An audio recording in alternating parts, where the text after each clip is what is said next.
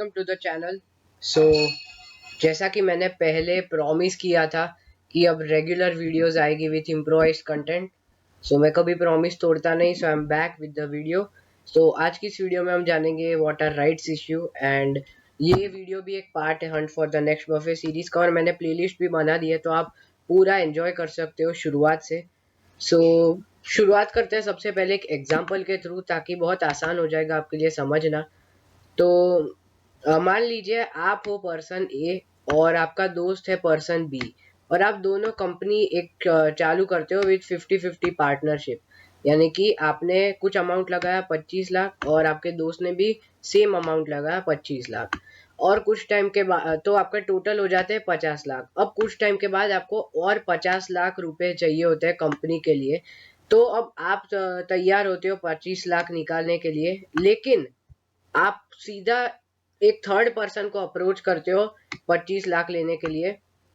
तो इससे क्या, और आप उसको पर्सन बी जो आपका दोस्त है उसको आप नेग्लेक्ट कर देते हो। तो इससे क्या होगा, आपके कंपनी की इक्विटी डाइल्यूट हो जाएगी। आपके पास 50% रहेगा और पर्सन बी आपके दोस्त और वो थर्ड पर्सन के पास 25-25%। तो इससे क्या होगा, पर्सन बी जो आपका दोस्त था उससे उसका ट्रस्ट थोड़ा सा कम हो जाएगा।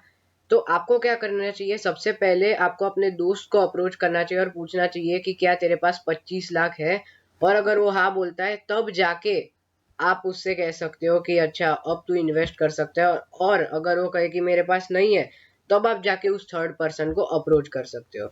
सो दिस वाज एन एग्जांपल। अब बात करते हैं what are rights issue with the definition. तो राइट्स इश्यू बेसिकली है invitation to the existing share holders, and these are exclusive. ऐसा नहीं कि कोई भी, ये बस एग्जिस्टिंग शेयर होल्डर्स के लिए एक्सक्लूसिवली होता है, ताकि वो नए additional new fresh shares buy कर सकते हैं कंपनी के। रिसेंटली थोड़े टाइम पहले रिलायंस ने भी आया था, और ये फिक्स्ड रेशियो में होता है, जैसे कि उस बार 15:1 रेशियो का था। और ये जो सिक्योरिटीज देते हैं एग्जिस्टिंग शेयर होल्डर्स को बाय करने के लिए, इसी को राइट्स कहते हैं, और इसी के साथ टर्म आया राइट्स इश्यू।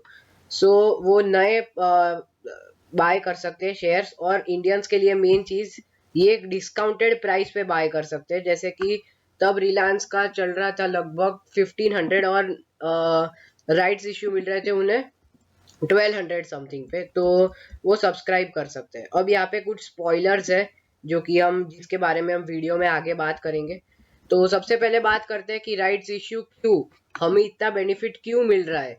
सो तीन चीजें काफी सारी हो सकती है। पहला है कि एक्सपांशन, जब कंपनी एक एक्सपांशन का एम लेके चल रही हो तो वो राइट्स इश्यू करती है, ताकि उसकी इक्विटी डाइल्यूट ना हो। नेक्स्ट बात करते हैं एक्विजिशन, छोटी मोटी कंपनीज को एक्वायर करना हो। और तीसरी चीज है क्लियर द डेब्ट्स। देखो काफी ज्यादा हिस्सा कंपनी के प्रॉफिट का, रेवेन्यू का चला जाता है डेब्ट्स क्लियर करने में, तो ऐसे कंडीशन में वो राइट्स इश्यू कर सकते हैं। देखो अभी ये सब चीजें, ये जो हमने तीन चीजें डिस्कस करी, इन्हें इनको फुलफिल करने का बैंक से लोन ले सकते हैं, डिबेंचर्स कर सकते हैं, लेकिन उस कंडीशन में वो लोन के तले दब जाते हैं। इसकी वजह से वो राइट्स इश्यू करते हैं। और आईपीओ और एफपीओ भी है, जिसमें मैं अभी मोटा मोटा डिफरेंस बता देता हूँ। आईपीओ फ्रेश शेयर्स होते हैं, और एफपीओ में वो कंपनी लिस्टेड होती है, और राइट्स इश्यू में वो सिर्फ एक्सक्लूसिवली एग्जिस्टिंग शेयर होल्डर्स के लिए होता है। अब बात करते हैं कि अगर आप एक कंपनी के एग्जिस्टिंग शेयर होल्डर हो और वो राइट्स इश्यू कर रही है, तो आपके पास क्या क्या ऑप्शंस रहते हैं वो हम बात करते हैं। सबसे पहला कि आप उसको सीधा सब्सक्राइब कर सकते हो जो आपको डिस्काउंटेड प्राइस पे मिल रहा है, या सिंपली आप उसे इग्नोर कर सकते हो। ये चीज तो आपको पता है कि या तो यस या फिर नो, लेकिन थर्ड ऑप्शन वो भी रहता है, लेकिन हर बार वो नहीं रहता। वो है कि sell the rights to someone else. अभी आपको जो राइट्स मिले हो सकता है किसी और को ना मिले हो जो कि एग्जिस्टिंग शेयर होल्डर नहीं है। तो ऐसी कंडीशन में आप उस कोई दूसरे थर्ड पर्सन को जो एग्जिस्टिंग शेयर होल्डर नहीं है उसको वो राइट्स बेच सकते हो। अब सबसे इंपॉर्टेंट चीज बात करते हैं, what are the benefits of right issue. So सबसे पहला बात करते हैं कंपनी पॉइंट ऑफ व्यू से, उसके बाद हम बात करेंगे to the share holders point of view.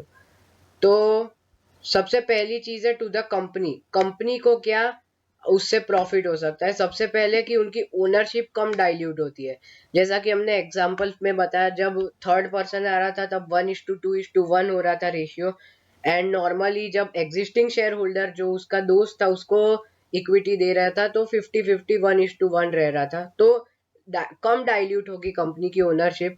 दूसरी चीज है कि लो इश्यू कॉस्ट। देखो जब भी आईपीओ होता है तब उसकी एडवर्टीजमेंट करनी पड़ती है, लेकिन क्योंकि ये एक्सक्लूसिवली एग्जिस्टिंग शेयर होल्डर्स के लिए ही है तो उन्हें उसकी एडवर्टीजमेंट में कम खर्चा लगता है। तीसरी चीज है कि लेस टाइम कंज्यूमिंग। इसके लिए कोई ऑर्डर्स नहीं चाहिए, इसके लिए बस बोर्ड ऑफ डायरेक्टर्स कुछ मीटिंग करते हैं एंड राइट्स इश्यू तैयार है। इसके बाद हम बात करते हैं कि ये मेंटेन्स ट्रस्ट। देखो जैसा कि हमने एग्जांपल में जाना, जैसे जब थर्ड पर्सन को ऑफर कर रहा था, आप थर्ड पर्सन को ऑफर कर रहे थे, तब क्या हो रहा था कि आपका जो दोस्त था वो डिससेटिस्फाइड हो जा रहा था कि यार मेरे होते हुए ये तीसरे को क्यों बुला रहा है। तो ये ट्रस्ट मेंटेन करके रखता है। अब दूसरी चीज हम बात करते हैं फॉर शेयर होल्डर्स। अब यहाँ पे थोड़ी गड़बड़ हो चुकी है, प्लीज इग्नोर दैट। सबसे पहली चीज है डिस्काउंटेड प्राइस, ये सबसे मेन है कि आपको जैसे रिलायंस का था तो आपको 1500 का स्टॉक करीब 1200 या 1150 में मिल रहा था, तो आपको डिस्काउंटेड प्राइस मिल जाती है। और दूसरी चीज है मेंटेनिंग कंट्रोल। देखो इंडिया हर जगह क्या चलता है कि मेजोरिटी विंस। एक बंदे के पास अगर 51% शेयर होल्डिंग है एक कंपनी की, तो डिसीजन मेकिंग में उसके पास मेजोरिटी रहती है। लेकिन अगर जितने ज्यादा लोगों में इक्विटी डाइल्यूट होगी, कंट्रोल भी उसके पास से उतना डाइल्यूट होता जाएगा। तो rights issue is a good way to maintain और check control. And the last thing is to the, अब यहाँ पे थोड़ा गड़बड़ हो गई, टू द शेयर होल्डर्स लास्ट में आ गया, लेकिन प्लीज कोई बात नहीं, अभी बिगनर हूँ तो इतना तो चलता है। So thank you so much for watching how to. अभी क्वेश्चन आता है कि राइट्स इशू को कैसे ऑनलाइन ऑफलाइन क्या प्रोसीजर रहता है, तो वो इसका पार्ट 2 भी जल्दी आएगा, जो कि वो भी थोड़ा सा टेक्निकल पार्ट है, जैसे कि हमने डिविडेंड में बात करी। सो अगर आपने वो वाला वीडियो नहीं देखा तो वो भी देख लो। And thank you so much for watching.